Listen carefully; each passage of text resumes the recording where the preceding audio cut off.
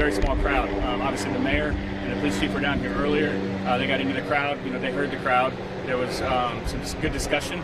They all took a knee together at one point in time. So there's some good pictures of that out there. There was some really good interaction. But some things are changing now. Shortly thereafter that, yeah, there's been a second kind of wave of people that have come in and kind of joined up.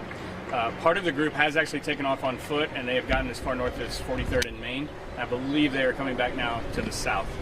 So these are some of the things we've seen over the last couple of days.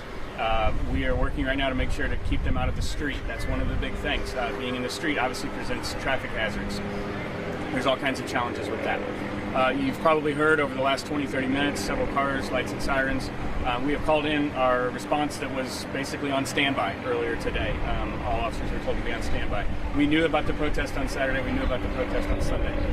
Today, we kind of just were ready for whatever. We were flexible. We were ready to move. And it was what it was this afternoon. And now it's kind of picking up. We've got some concerns. We've detained several people that were coming in.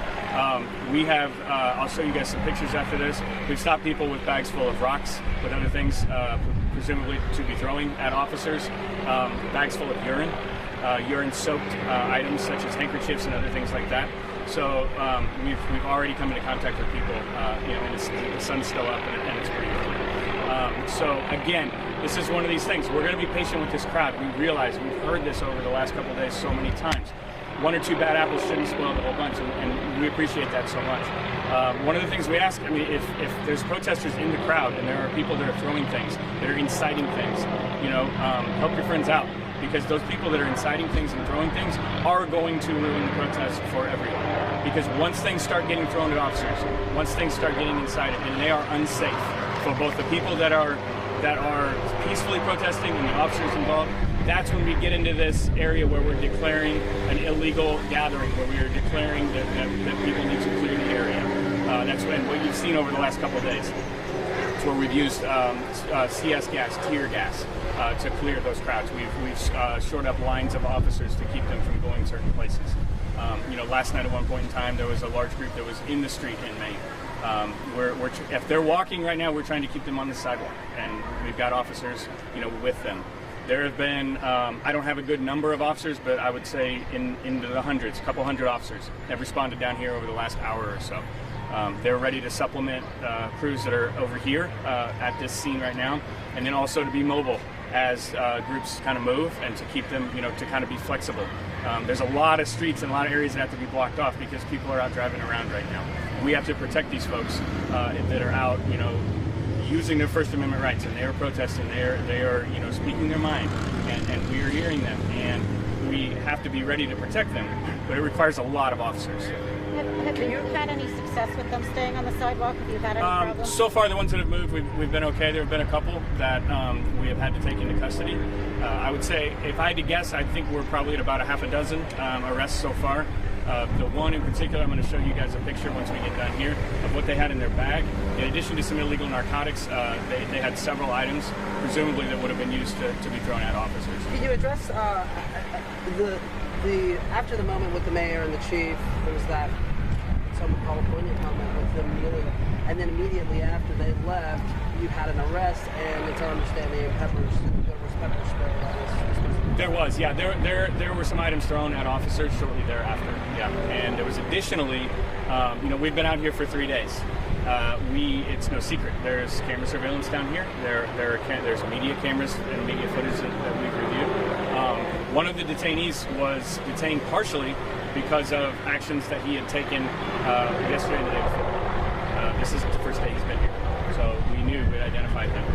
And to prevent him from undertaking those actions again today, we took the opportunity to take him into custody. We have criminal charges related to assault and other protest-related charges, and we took that opportunity to take him into custody. A few others have been taken into custody, again, for stepping off the sidewalk, into the street, inciting the crowd, other things like that. We have had things thrown at us, again, already. I mentioned we have bags of urine, urine-soaked cloths. We have bottles of water, other rocks. We've already taken things tonight, which is concerning, quite frankly, because the last couple of nights things were pretty peaceful before the sun went down. Before that 8 o'clock hour last night. So it's a smaller group. It's unequivocally, it's a much smaller group than last night. But they are just as active for sure. You mentioned the individual who had been arrested on multiple occasions. Is that the individual who allegedly shoved one of the protesters? And No, that's a different one. Yeah. Okay. So that was obviously pushing in a crowd of people is going to incite that crowd, and that's something we can't let happen. And that was why that first arrest that many of you probably did see while the mayor was still here. That guy was placed under arrest at that time. There was some pushing and shoving going in the crowd, and that cannot happen in a situation like this. You get large numbers of people, and there starts to be pushing, shoving, throwing things.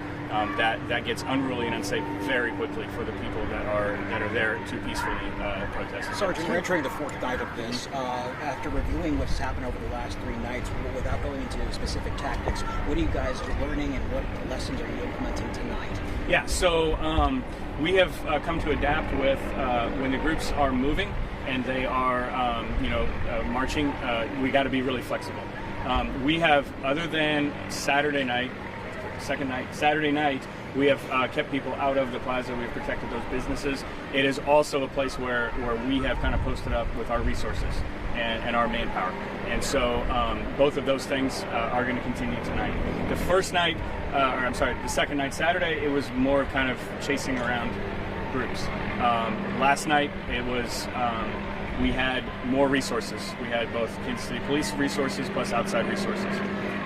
And we were able to kind of keep those groups in larger groups and keep them together and then better control them and their movements. And we hope to do that again tonight. Without some insight on the coordination between KCPD, Sheriff's Department, state troopers, all of that, if you have all these departments, I guess, who's making calls on we can deploy this here or any of that stuff? Yeah, so most of our policies when it comes to large crowd control and things like that are pretty universal, and we're working alongside of them. Those that were here had communication with members from our department who had radio communication. A lot of them have mutual aid radio channels, and so we're able to communicate really well with them. And again, this is an environment where we're all pretty close together, and so we can verbal command or give verbal commands and verbal communication. Would you say you guys have generally the same standards, or if this happens, then this happens? Yeah, I mean, responses to resistance in general are what they are across the country for the most part. There's not anything that we can do here in Missouri from a response to resistance, use of force standpoint that is wildly different than anywhere else, and it's kind of in both ways. I will say that so far tonight, it is just Kansas City, Missouri Police that's here. There's obviously active discussions, and these agencies are a phone call away, and they have been so helpful to us, and we're so appreciative. We have not called anybody as of right now. That could change in mere minutes. You mentioned you called an additional 100 officers who've been on standby. Trying to get a sense of how many more that is than what was already here. I could only see so many. Yeah, I would say it's probably a little more than 100 if I had to guess. I would say a couple hundred is a safe assumption. Because we have officers on duty, and the on-duty officers were down here most of the afternoon. And then they're in other parts of the city. People are calling 911 in other parts of the city. We had 2 homicides this afternoon, unrelated to that. And we have a missing elderly person, which I'm about to put out right now. I mean, the operations of the department are still continuing. We need to respect everything that's going on here, but we also have to keep continuing on the operations of the department. The call-in was people that weren't on duty, and it's not an extension of people that were on duty. These are people that aren't normally patrol-related duties or that would normally be somewhere around something like this. These are special assignment type people. These are some administrative type people, and this is definitely all hands on deck. Right, so you mentioned 100 additional. How many were already here specifically tasked with this? I mean, because I could only see about 20. But that's just there wasn't many more than that. Probably maybe 50. When we first started here this afternoon about 4 o'clock, I would guess somewhere around the number of 50 were here, and I would say we have a couple to a few hundred here now. So you're about tripling. Yeah, I would say that's probably a safe assumption. Will you just address, some protesters will tell us, there's a few bad apples in the crowd, but they get really rowdy when they see you guys show up in all this protective gear, and they feel like, we're still being peaceful, but you guys are portraying something different. Address the reasoning for showing up, and then your officers, after the mayor left, we saw them put on more protective gear. What was the shift? Yeah, well, I wouldn't say it's a shift, and I wouldn't say that, we're not moving. We're here. and we're not going anywhere. So it's not like we're showing up to change something. We're here to protect these individuals' peaceful right to protest. We're here to ensure everyone's safety. If someone is here that is jeopardizing that safety, or jeopardizing the safety of those around us, or the property, or the the businesses and things like that, in the general order of the city, then that's our job to protect that and to ensure that that is maintained. And so we're here, and we will stand there. And you look over there, I mean, you see officers, they are standing there. That's what they're doing, literally. They will stand there, and they will continue to do that. What the crowd does and what the individuals in the crowd do, that dictates what we do going forward. We will respond to that. We will ensure everyone's safety, and if there's someone that's jeopardizing that, we'll place them into custody. Now, that is when we start to see concerns like we have seen, when the crowd will assault the officers. They will continue to incite more violence. There isn't an officer over there that hasn't been hit by a rock, a bottle, or some other item in the last 3 days. And those things are happening when that crowd begins to exhibit a disorder. And that is what we're here to prevent. On that note, you mentioned the case of the person who was taken into custody for previous actions. Are there multiple cases like that? So when people see someone taken into custody for no reason, is that something that they should keep in mind? Absolutely, absolutely. Like I said, we've been down here now 4 nights. We've come to recognize some of the regular people that are involved here, and we have gone back and reviewed some of the media footage. People are sending us, which we really appreciate. Let me highlight that. The people that have caused damage and done damage in here to vehicles and stolen things and caused injuries to people, the majority of the people in that crowd don't want that. The majority of the people in the neighborhood don't want that. We have had a good, overwhelming support on social media and our Facebook messages. People have sent us videos of people responsible for damage, for injuries, for other things like that. And so now that we're down here, we have come to recognize some of those people. And if the opportunity presents itself, again, this is something to realize, that there are way more of them than there are of us. We have to weigh the risk and the reward. If there is, as the crowd has said so much, one bad apple in there, it's not as if officers can just kind of meander into the crowd and just say, "Hey, come here with me." Like those bad apples, so to speak, they don't respond to that. That isn't what it's. That is not what results from that, and that from a safety standpoint. And sending people into the crowd will only cause more of a dangerous situation that could cause more people to get hurt. Sergeant, we had a curfew last night, not one implemented tonight. So what will be the threshold, the criteria for an unlawful assembly to be called? Yeah, this unlawful assembly, that's the wording that is so key. And that's something that people need to listen for. They will be notified via megaphone if things turn to an unlawful assembly. That could be a whole lot of different things. I don't want to give an exhaustive list, but it could be things such as trying to take over the street and trying to take over nearby businesses. It could be throwing things at officers. It could be large groups of people trying to incite the entire crowd. We want this to remain peaceful. We want people to stand over there. We will stand over here with them all night long, into tomorrow, if that's what they would like to do, as long as they remain peaceful. I will reiterate, it is the people in that crowd that will choose when this gets declared, if it gets declared an unlawful assembly.